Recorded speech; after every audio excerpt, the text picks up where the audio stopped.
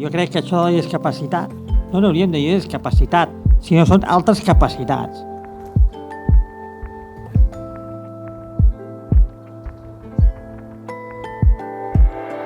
Tots tenim dret a treballar, tots tenim dret a tindre un sou.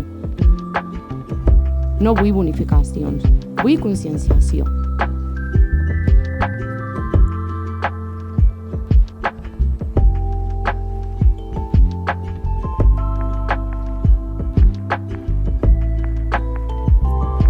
La inserció laboral és un procés continu. Les escoles de negocis tindrien que ficar una miqueta més amb això. Hi ha els plans d'ocupació. Les persones amb discapacitat intel·lectual només tenen una quota de reserva del 2%.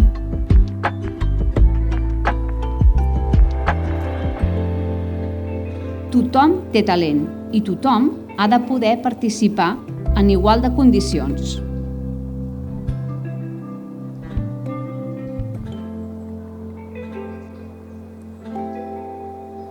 Les seves capacitats sumen més que no pas les seves discapacitats.